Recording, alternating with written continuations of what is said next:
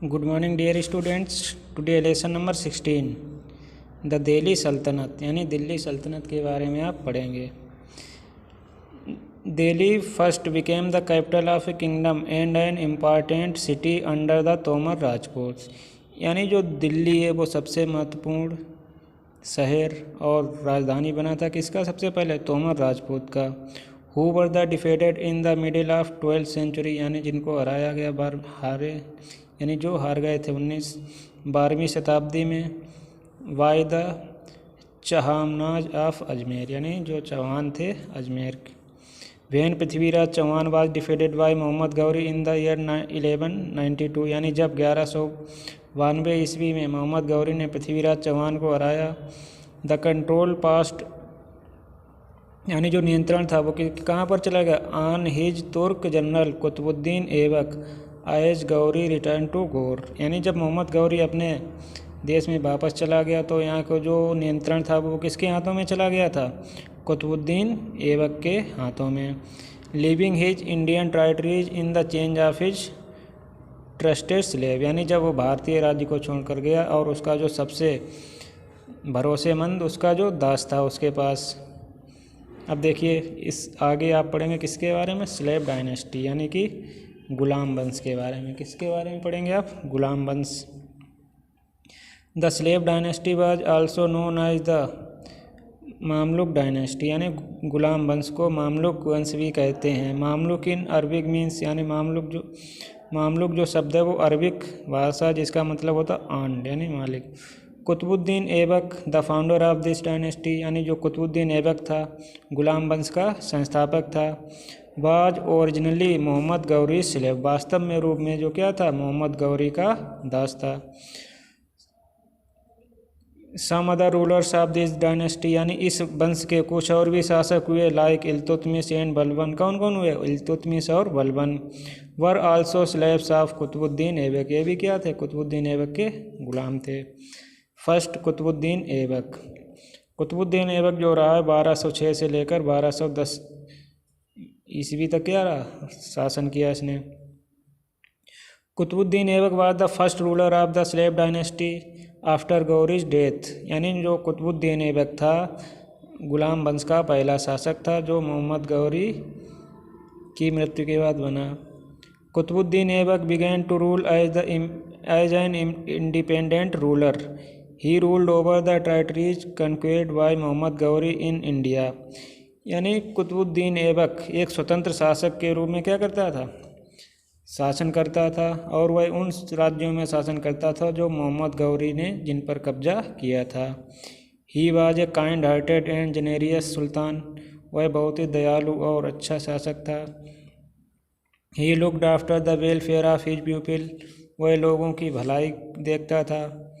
He had a keen interest in buildings and started the construction of the Qutub Minar in Delhi यानी कि वह जो था बिल्डिंग में उसका बहुत ही रुचि थी तो इसलिए उसने क्या किया था? कुतुब मीनार जो कुतुब मीनार है उसका निर्माण प्रारंभ करा दिया था। कहाँ पर? नई दिल्ली में। इसके बाद देखिए इन 1210 यानी कि 1210 में Qutbuddin Aibak died of injury यानी कुतुबुद्दीन ऐबक की मृत्यु हो गई थी। किस प्रकार से? इंजुरी यहाँ चोट लग गई थी। He suffered after the fall from his horse while playing chaugan यानी जो पोलो खेल होता है जब वो खेल रहा था घोड़े से गिर गया था और उसमें गिर जाने से उसके चोट लग गई और उसके बाद उसकी मृत्यु हो गई थी। शमसुद्दीन इल्तुतमिश। अब देखिए after the death of Qutbuddin Aibak यानी कुतुबुद्दीन ऐबक की मृत्यु के बाद हिज सन इन लॉ उसका जो दामाद था Iltutmish succeed to the throne यानी गद्दी पर बैठा। ही फेस्ड मैनी प्रॉब्लम्स उसको बहुत सारी समस्याएं हुई बट लेकिन डेल्ट विद देम स्ट्रांगली यानी उनको क्या किया? उसने मजबूती से उनको हटाया या दबा दिया। ही क्रश्ड हिज राइवल्स यानी उसके जो विरोधी थे उनको दबा दिया। And defeated Qutbuddin sons to occupy the throne और फिर क्या किया? कुतुबुद्दीन ऐबक के जो पुत्र था उसको हरा दिया और गद्दी पर सिंहासन पर अपना बैठ गया। ही फर्मली, उसने ठीक तरीके से suppress the rebellion within the empire, यानी जो उसके राज्य में जो जितने भी विद्रोही थे उन सबको क्या किया, दबा दिया या कुचल दिया। He extended his empire up to Bengal in the east and Sindh in the west and thus strengthened his position as ruler, यानी उसने जो अपना शासन था पूर्व में बंगाल तक और पश्चिम में कहाँ, सिंध तक अपना विस्तार कर दिया था और एक मजबूत शासक के रूप में अपनी स्थिति बना ली थी। Iltutmish organize a group of powerful Turkish nobles, यानी इल्तुतमिश ने किया कि विद्वानों, शक्तिशाली विद्वानों का एक संगठन बनाया था जिसे चालीसा कहते थे। और वह क्या करता था, विभिन्न प्रकार से जो ग्रांड ज़मीन वगैरह जो होती थी वो भी दान में लेता था। Qutub Minar construction was completed by him, यानी कुतुब मीनार का जो निर्माण पूरा कराया था वो भी किसने कराया था, कुतुबुद्दीन ऐबक में। Iltutmish declared his daughter Razia as his successor, यानी इल्तुतमिश ने क्या किया था, अपनी पुत्री जो रजिया थी उसको एक शासक के रूप में नियुक्त या क्या कहा था कि हमारी मृत्यु के बाद जो शासक बनेगा वो कौन बनेगी, रजिया सुल्तान बनेगी, क्योंकि उसका जो कोई भी पुत्र इस योग्य नहीं था।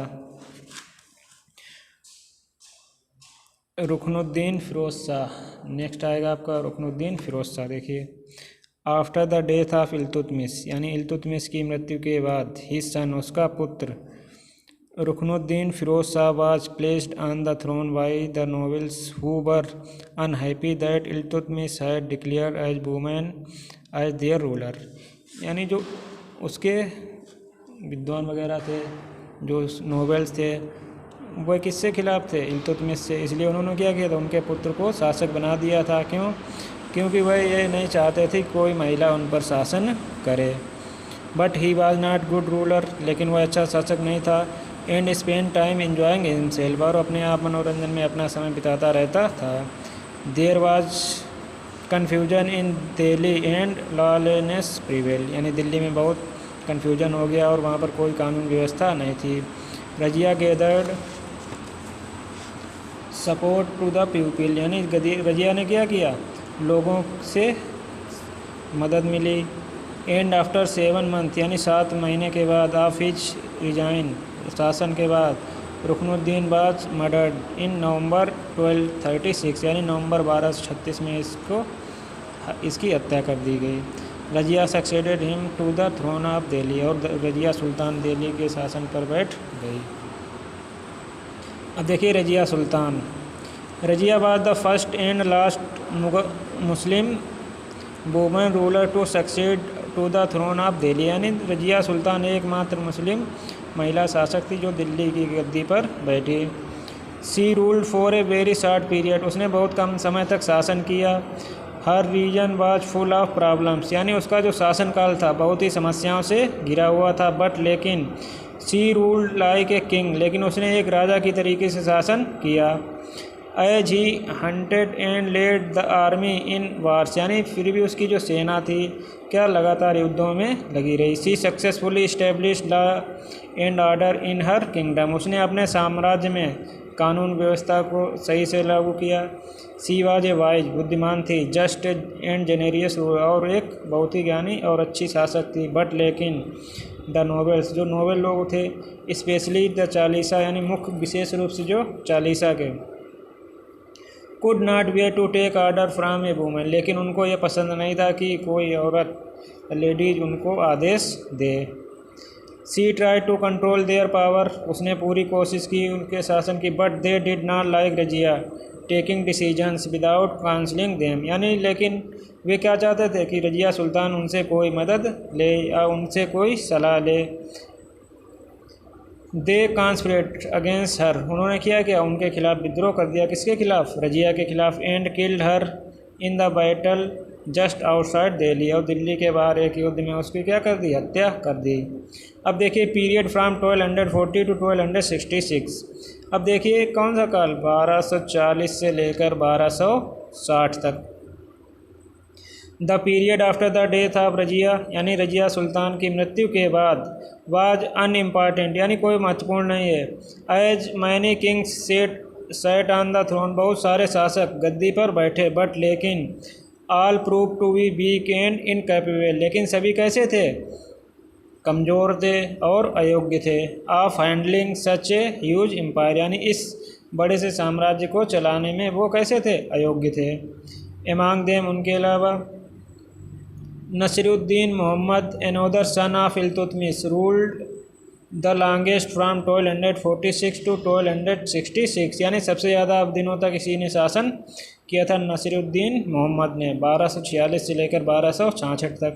बट लेकिन he was a puppet in the hands of powerful nobles, लेकिन जो शक्तिशाली नोबल्स थे उनके हाथों में वह क्या बना हुआ था, पॉपेट्स मतलब कठपुतली बना हुआ था, यानी जो नोबल्स वगैरह कहते थे, जो विद्वान वगैरह, उन्हीं की वो मानता था। अब जो आते हैं वो गियासुद्दीन बलवन, इन्होंने शासन किया था 1266 से लेकर 1287 तक। Balban was the most powerful ruler, यानी जो बलवन था वो सबसे शक्तिशाली शासक था, ऑफ द स्लेव डायनेस्टी, गुलाम वंश का। He had been a noble, वह बहुत ही ज्ञानी था, since the resign of Iltutmish, यानी इल्तुतमिश के शासनकाल से। He was Nasiruddin Mohammad son in law, यानी वह नसीरुद्दीन मोहम्मद का दामाद था। And control the administration under Nasiruddin region, और जब नसीरुद्दीन शासन कर रहे थे उसी समय से उसने नियंत्रण करना प्रारंभ कर दिया था। After the death of Nasiruddin Mohammad, यानी नसीरुद्दीन मोहम्मद की मृत्यु के बाद, ही बिकेम सुल्तान, वह राजा बना। ऑन बिकमिंग द सुल्तान, बलवन crush the Chalisa and introduce strict discipline in the court, यानी जो चालीसा नोबल थे 40, उनको क्या किया, भगा दिया, और क्या किया, डिसिप्लिन मीन्स अनुशासन, यानी अपने दरबार में अनुशासन लाया, सख्ती से पालन करने के। ही आल्सो ऑर्डर्ड, उसने ये भी आदेश दिया, the nobles to stop living in luxury, यानी जो लग्जरी जीवन जीते थे वो भी बंद कर दें। ही बैंड लाफिंग, यानी उसने हंसने पर मना कर दिया था। एंड स्माइलिंग, और मुस्कुराने पर, इन द रॉयल कोर्ट, यानी कि राज दरबार में। And weird nobles from attending parties, और क्या कर दिया था, जो नोबल्स थे उनको पार्टियों में जाने से भी मना कर दिया, यानी उन पर प्रतिबंध लगा दिया। और ड्रिंकिंग वाइन, और दारू पीने पर भी। Without the permission of the sultan, यानी बिना सुल्तान की परमिशन पे कि कहीं पार्टी में नहीं जा सकते, ना ही वो दारू पी सकते थे। These measures put a great sense of fair in novels, जिसके कारण जो नोवेल थे उनमें बहुत सारा भयंकर क्या हो गया था, डर पैदा हो गया था। तो इसमें अभी आप तक गियासुद्दीन बलवन तक पहुँचे, जो नेक्स्ट वीडियो में मिलेगा आपका इसका नेक्स्ट पार्ट। Thank you.